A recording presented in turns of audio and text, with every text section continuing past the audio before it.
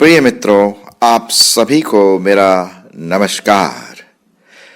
दो चीज़ें हमारे जीवनों में आती रहती है और कभी हम सोचते हैं कि ये रियल है, वो रियल है। और दो चीज़ें इस प्रकार से मैं आपको उदाहरण के रूप में बताऊंगा।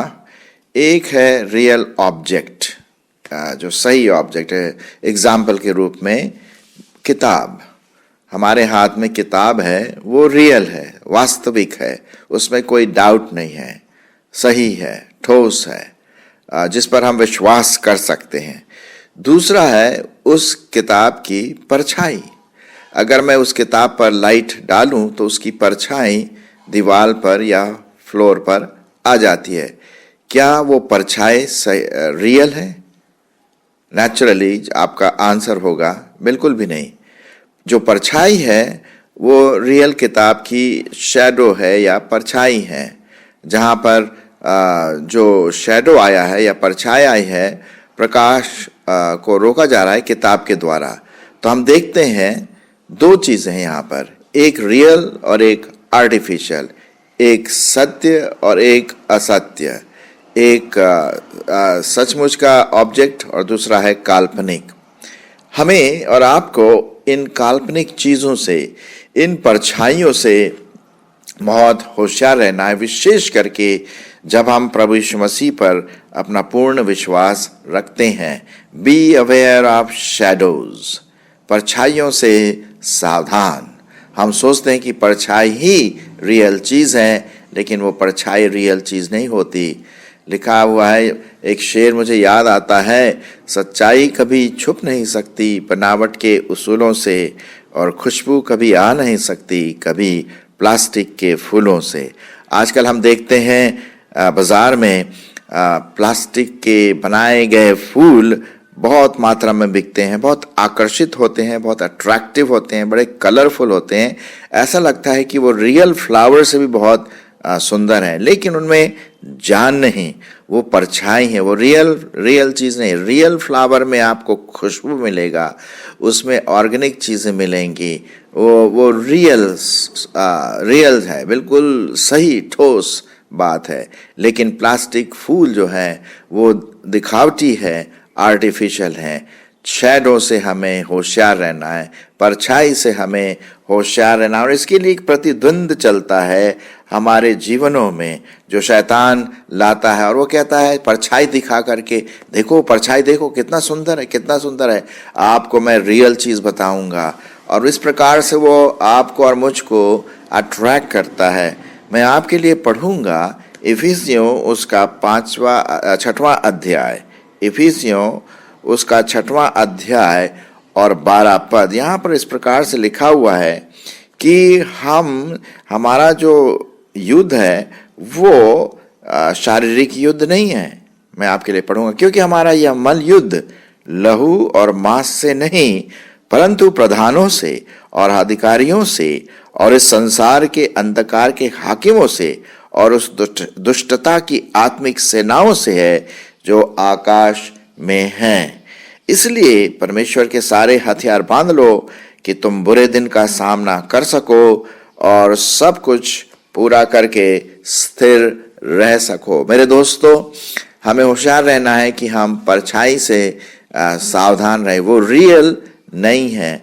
आजकल टेलीविज़न में परछाई का एक झलक दिखाई देता, वो दिखाते हैं ये रियल है, आप ये वाला सोप इस्तेमाल कीजिए, ये वाला तेल लगाइए, वो वाले चीज़ें पीजिए, ये रियल है। लेकिन असली में देखा जाए तो वो रियल नहीं है, वो सिर्फ परछाई है, पैसे कमाने का एक तरीका है। बुक्स, मैगजीन्स, कई चीज़ें हैं जो आजकल हमारे समाज में आ रही, जो सिर्फ हमें परछाइयाँ दिखाती हैं, बड़े अट्रैक्टिव रूप से, बहुत आकर्षित रूप से, ताकि हम उसमें फंस करके और फिर शैतान के साथ मिल जाएं और प्रभु यीशु मसीह का साथ छोड़ दें।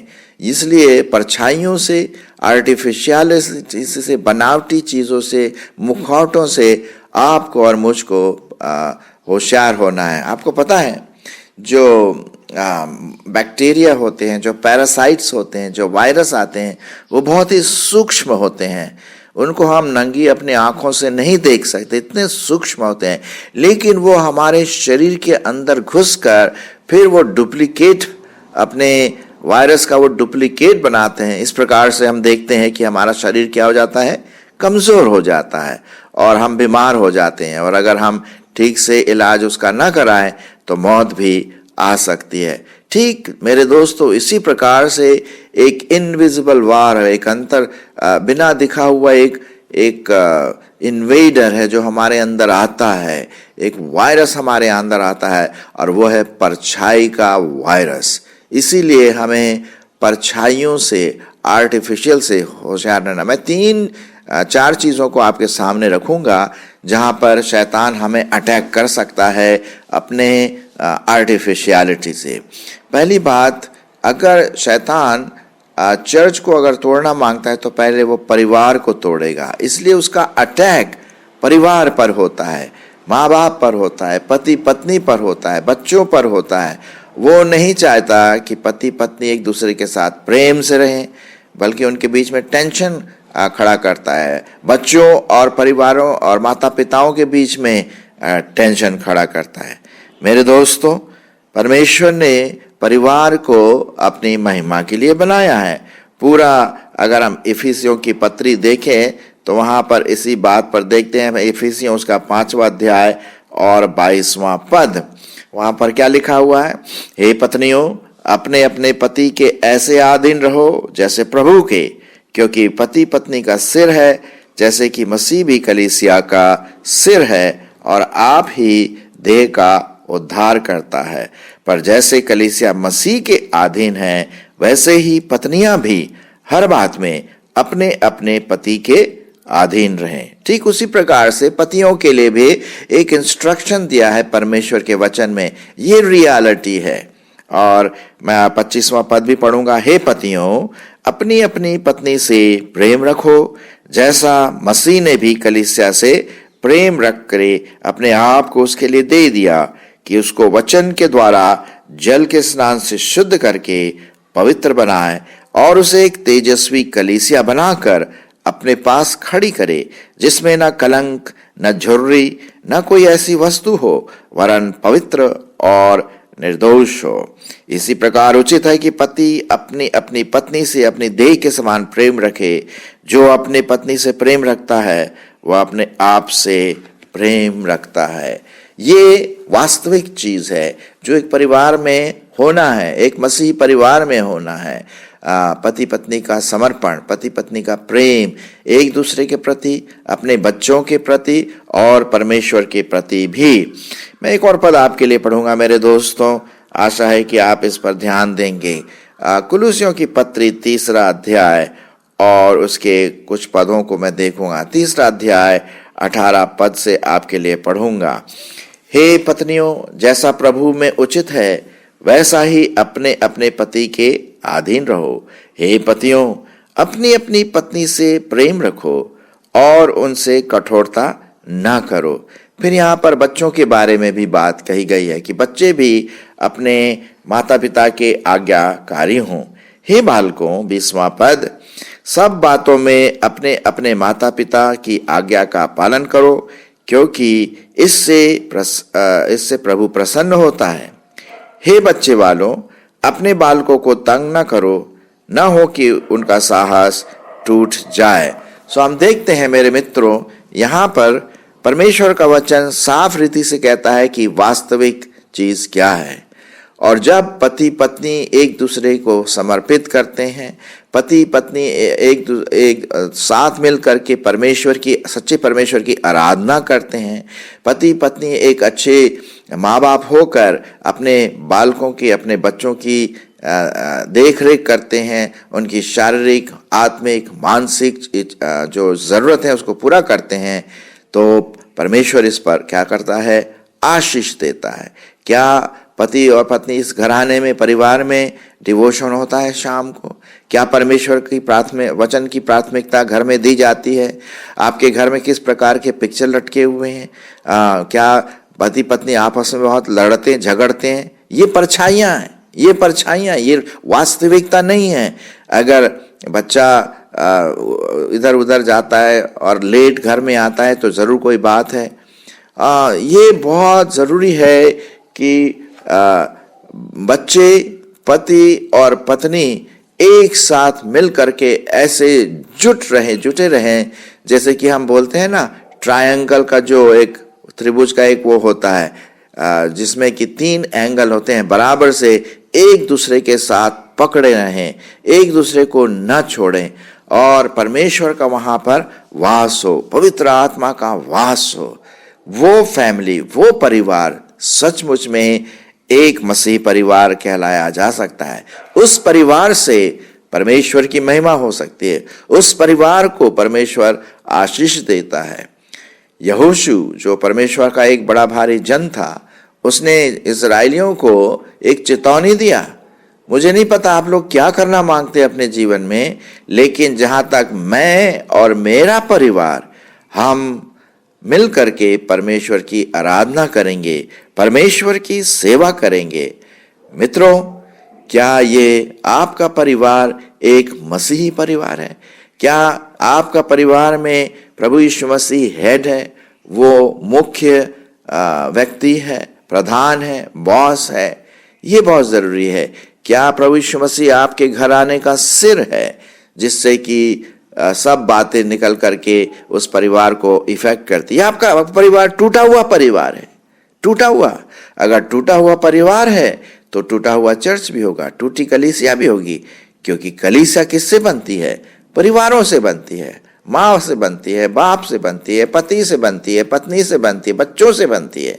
तो इस प्रकार आपके लिए और मेरे लिए चुनौती है कि हमारा परिवार एक मसीही परिवार, परमेश्वर के वचन को समर्पित, परमेश्वर की आत्मा को समर्पित, प्रभु यीशु मसीह को समर्पित और एक दूसरे को समर्पित। अगर यहाँ कहीं किसी में दरार है, पति पत्नी के बीच में अगर दरार है, बच्चे और माँ बाप के बीच में दरार है, परमेश्वर और परिवार के बीच में अगर दरार है, पाप है, स्वार्थपना है, तब वो परिवार आगे बढ़ नहीं सकता, वो परिवार खत्म हो जाएगा, टूट जाएगा। ये परछाइयाँ हैं जो हम लोग सोचते हैं कि रियल है। परछाइयाँ क्या होती हैं? अरे साहब, हम अपने घर की सब ज़रूरतें पूरे कर रहे हैं, जैसे घर में खाना है, पानी है, कपड़े हैं, बुक्स है, एजुकेशन, ये परछाइयाँ हैं। ये जरूरी तो है, लेकिन सबसे रियल चीज़ आपको ये करना है, क्या परमेश्वर का वास, परमेश्वर की आत्मा आपके परिवार में है। तो ये एक पहली बात हमने देखा, मसीही परिवार। दूसरा हम देखते हैं मनी मैटर्स, पैसों का लालच। ये भी एक परछाई है, ये भी एक अट्रैक्शन है जिसमें आपको और हमको होशियार रहना है। 1 तिमोथी उसका 6वां अध्याय और 10वें पद में क्या लिखा हुआ है, मैं आपके लिए पढ़ूंगा। जहाँ तक पैसों के बारे में लिखा हुआ है, बहुत अच्छा। और कभी कभी हम सोचते हैं कि पैसा रियल चीज़ है। पैसा रियल चीज़ नहीं, हमें ज़रूरत है पैसों की, मुझे ज़रूरत है, आपको ज़रूरत है। हम जो चीज़ें खरीदते हैं उसके लिए पैसा चाहिए, घर में रहने के लिए पैसा चाहिए, अपने बच्चों के एजुकेशन के लिए पैसा चाहिए। लेकिन उस पर हम कॉन्सेंट्रेट ना करें कि बस पैसा ही मेरा परमेश्वर है, फिर वो परछाई बन जाएगी। रियल चीज़ है प्रभु यीशु मसीह। और लेकिन अगर प्रभु यीशु मसीह से अपना अटेंशन हटा करके पैसों पर लगाएं तो अब वो परछाइयाँ हो सकती हैं। परमेश्वर का वचन में लिखा हुआ है 1 तिमोथी 6वां अध्याय और उसका 7वां पद, सुनिए ध्यान से।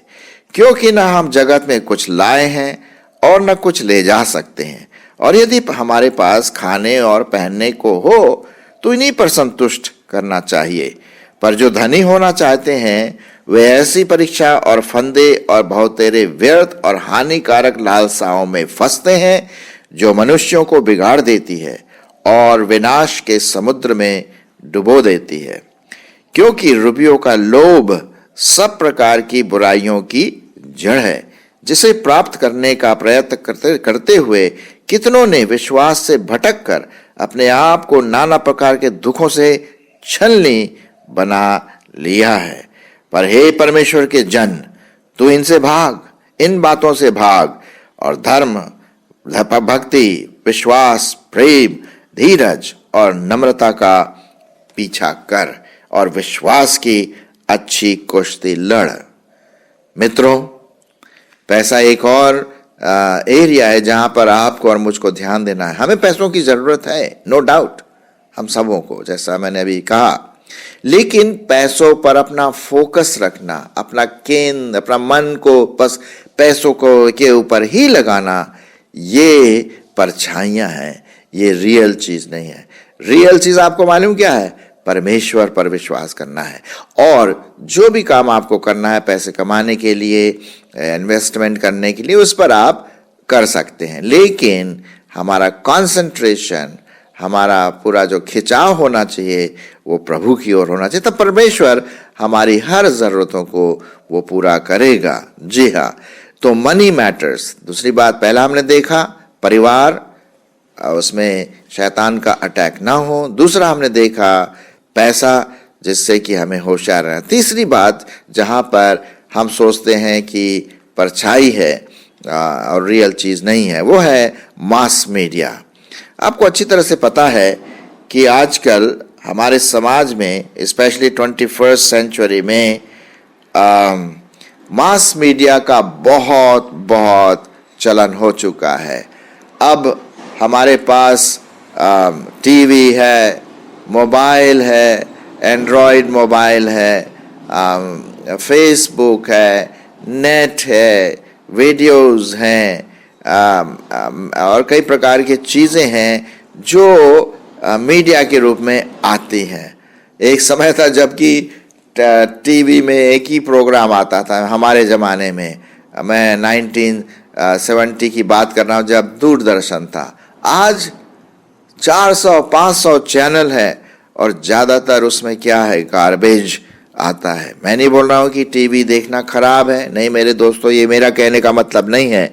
लेकिन हमें बहुत होशियार रहना है कि हम रियल चीज़ को छोड़कर परछाइयों के पीछे भागे। आजकल ज़्यादातर प्रोग्राम्स जो होते हैं वो या तो यौन, सेक्स, मारपीट, हत्या और स्कीमिंग्स,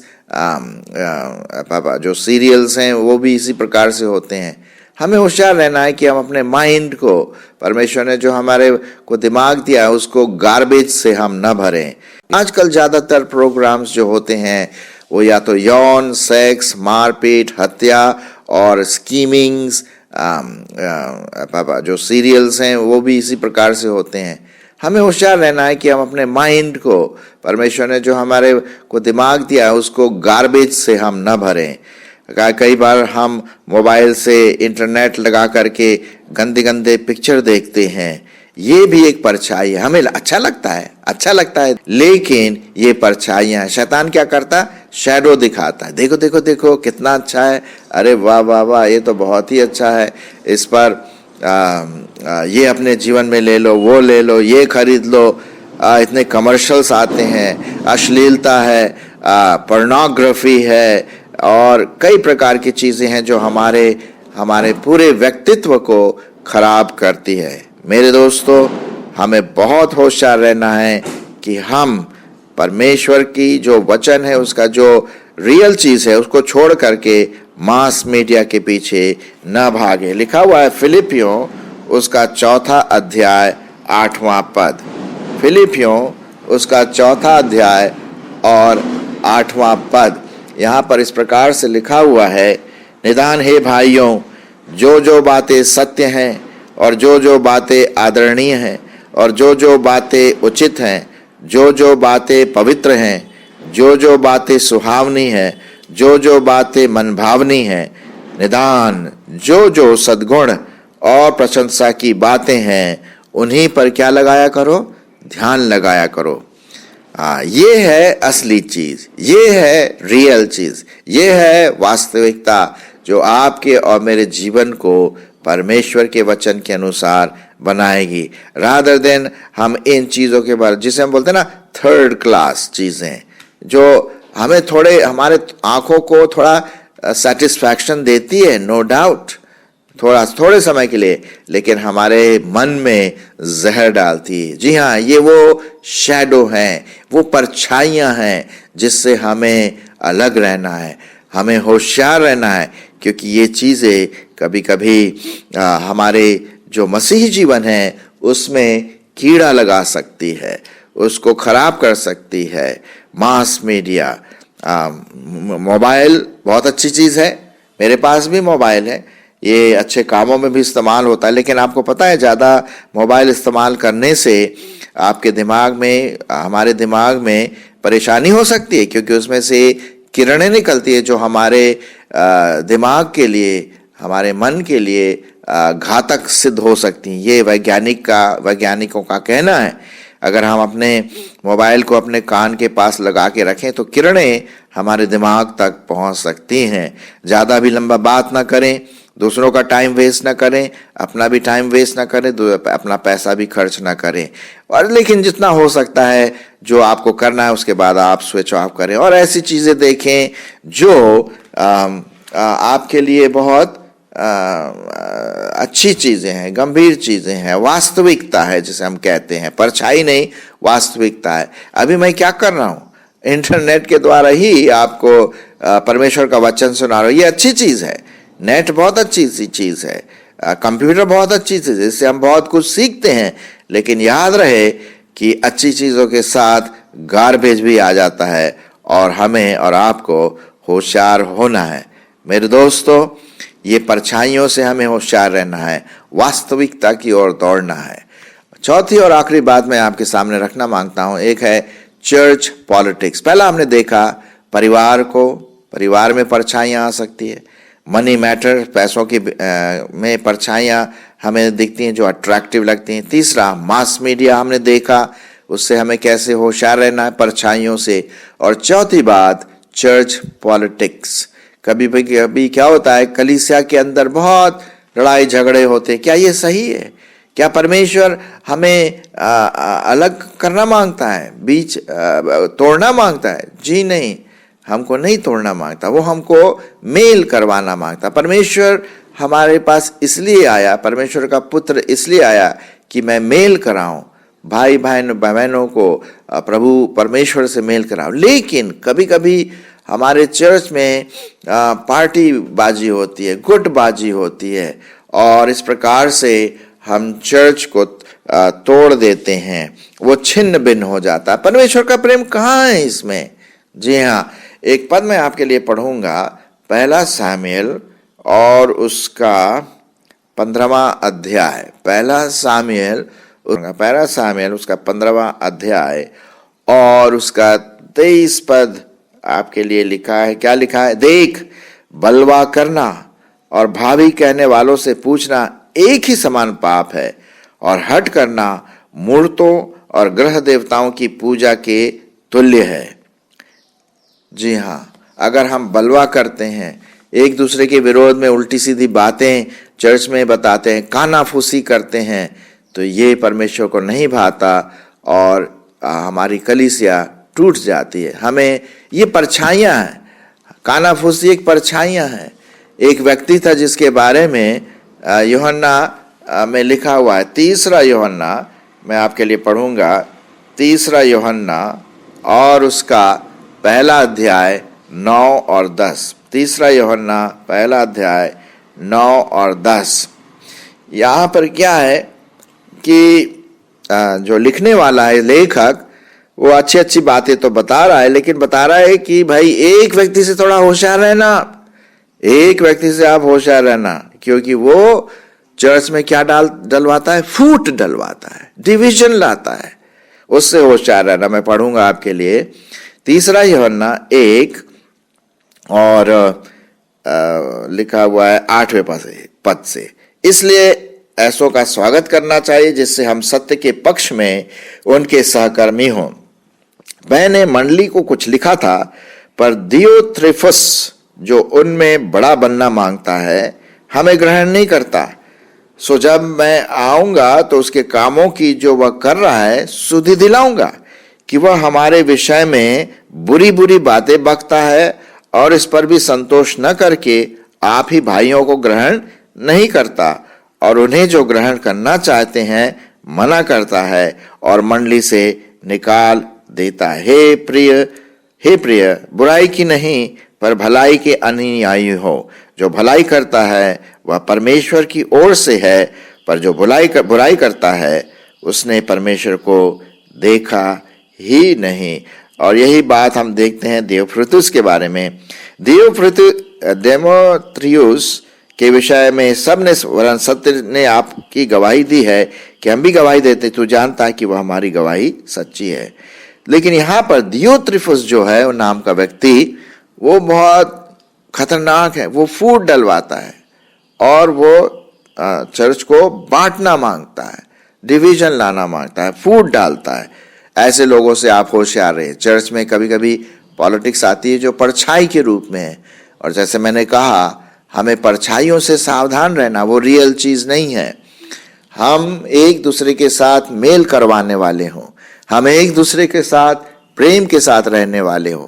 हम अपने चर्च में एक अच्छे जो मॉडल बने, अच्छा आदर्श बने, अच्छा नमूना बने, ताकि हम परमेश्वर की कलीसिया को उसकी महिमा के लिए बना सके। सो मित्रों, हमने विशेष करके 4 शैडोज जो कभी कभी हम सोचते हैं कि रियल है, परछाइयाँ हैं, जिसको हमने परछाइयों को रियल समझा है, उससे हम होशियार रहें। परिवार में, पैसों के मामले में, मास मीडिया में, और चौथा चर्च पॉलिटिक्स में, कलीसिया में हम फूट न डाल करके मेल कराएं। परमेश्वर आपकी अगुवाई करे कि आप ऐसा ही कर पाएं, वास्तविकता में प्रभु यीशु मसीह की ओर ताकते रहे। आमीन।